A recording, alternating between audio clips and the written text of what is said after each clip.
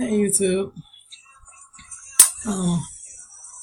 This is Styles by Nina. I'm picking up on part 2 of that William Cooper.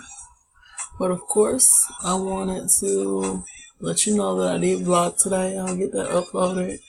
And just give you a tour. This is my donate button. This is my buy now button. And this is my GoFundMe page. And y'all don't forget to subscribe and like. Share my video on Facebook. I don't have a Facebook account. This is my Twitter account. And I'm bringing news, stuff that's going around. This is my GoFundMe page. You can go on my Twitter to hit the link, or you can hit the link from my YouTube page. Also, my Twitter, my Instagram, it disappeared. Let's bring it back.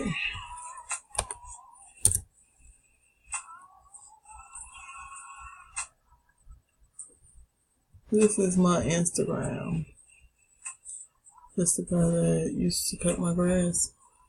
Marmar. Hey, Marmar. I never knew his name. People will be cutting it for him. I'm trying to... Excuse me, Instagram. Can I see my face? Not cool.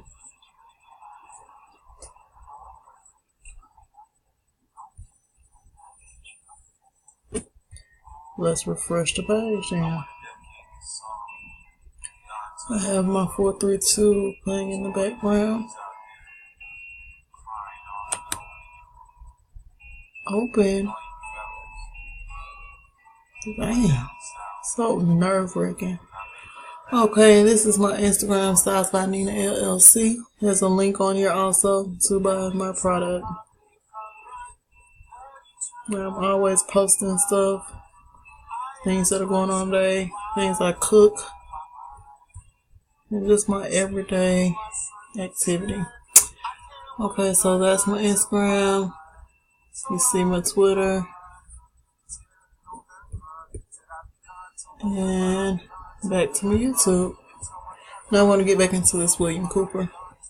One moment.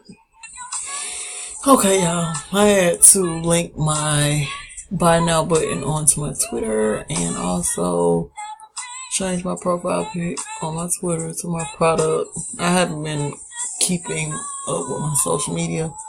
I've just never been that into it. And I am really learning from these brothers. Especially King Drop. If you have a business, you have to always be promoting that business, whether it be for financial gain or just your love of doing things. And that's my thing. I just love, natural stuff. So shout out to King Drop. Iron sharp as iron. Y'all go over to King Drop. He just dropped 2 new videos. And now what we're going to do is get back into this Bill Cooper. So I'm going to go ahead and lower my first 432.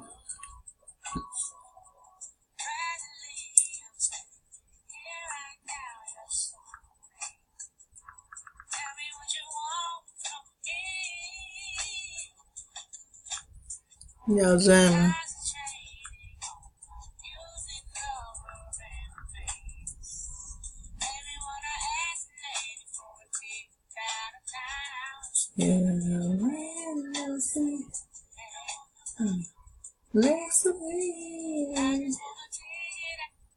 Okay, so we're getting back into this Bill Cooper.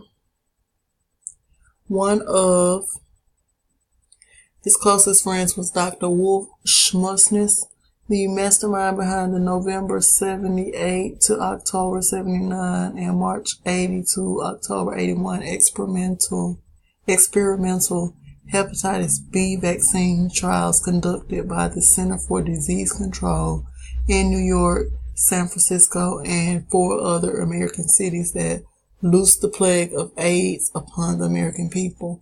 The salesman was ordained Poland's youngest bishop in 1958. After a 30-day reign, his predecessor was assassinated, and our ex-cyanide gas salesman assumed the papacy as Pope John Paul II. So they get promotions for killing, right? 1990 is the right time with the right leaders. Ex-chief of the Soviet secret police Mikhail Gorbachev, ex-chief of the CIA George Bush, ex-Nazi cyanide gas salesman Pope John Paul II, all bound by an unholy alliance to bring in the New World Order. The Pope has challenged world leaders by claiming that people of the world already recognize the absolute authority of Rome because they observe the Sunday Sabbath that was ordered by the Pope in the Council of Laodicea, AD 364, and we know this is a meeting where they decided what was going to be put out there as far as religion is concerned. The original 10 Commandments given Moses by God ordered that we should remember the Sabbath day to keep it holy. 6 days thou shalt labor and do all thy work, but the seventh day is a Sabbath of the Lord. Higher. In it thou shalt not do any work, thou, nor thy son, nor thy daughter, thy manservant, nor thy maidservant, nor thy cattle, nor thy stranger that is within thy gates. For in 6 days, in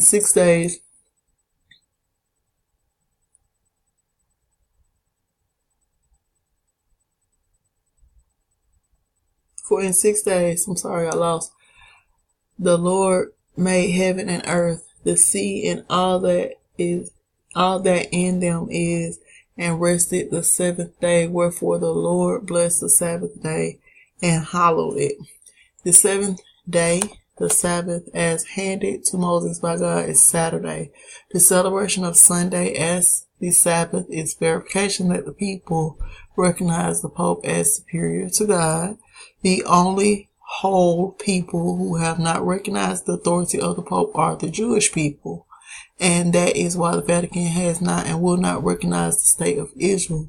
The Vatican refuses even to call it Israel. Instead, the Vatican says Palestine. When talking about Israel, again, I must remind you that what you believe makes not one bit of difference. The important thing to understand is that if they believe this, it is going to give you nightmares. The Pope has a lot of charisma, and in a one world system, you need religious head for power. Khomeini proved that. This Pope has enough following and charisma to make what we consider a great threat in this move. Quote from the Mantooth Report.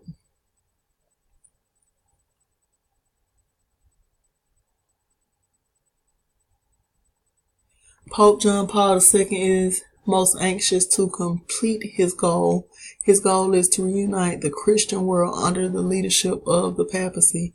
If at all possible, he hopes to reach his goal by the end of this century. This is the primary reason behind the Pope's many worldwide trips. For an article by Jean H. Hogberg, November/December 1989, Plain Truth. Were you aware that Hitler and his entire staff were Catholic? Did you know that the Nazis dabbed in the occult? Did you know that the New York Times of April 14, 1990 quotes George Bush as stating, "Lefts forgive the Nazi war criminals"? I wonder why he said that. Did you know that the Los Angeles Times, December 12, 1984, quoted Pope John Paul II as saying, "Don't go to God for forgiveness of sins. Come to me." The Pope committed blasphemy, thus fulfilling prophecy according to the book of Revelation. The Pope is telling us that he is God. Remember, never worship a leader. If we worship a leader, you then no longer have the ability to recognize when you have been deceived.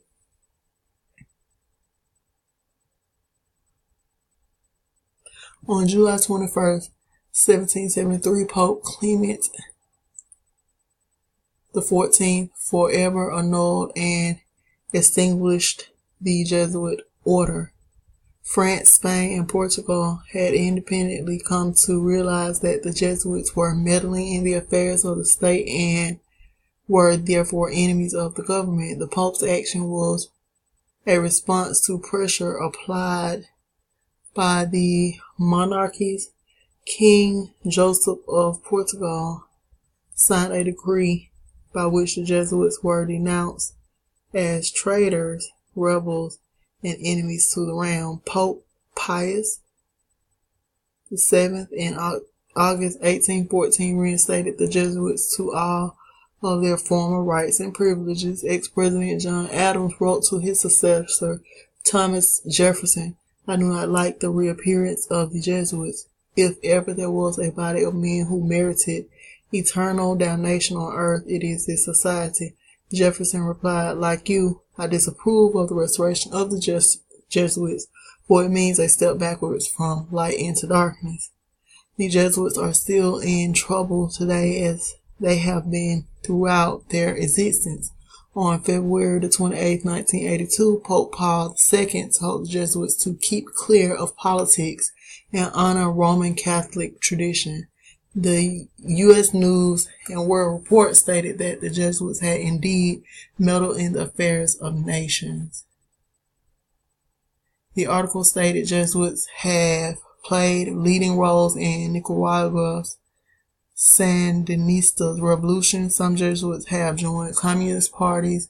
One priest in El Salvador has claimed that his order is working for the advancement of Marxism and revolution, not for God. Jesuits have joined left-wing rebel movements in Central America and in the Philippines and have advocated a meddling of Marxism and Roman Catholicism in what is called liberation theology.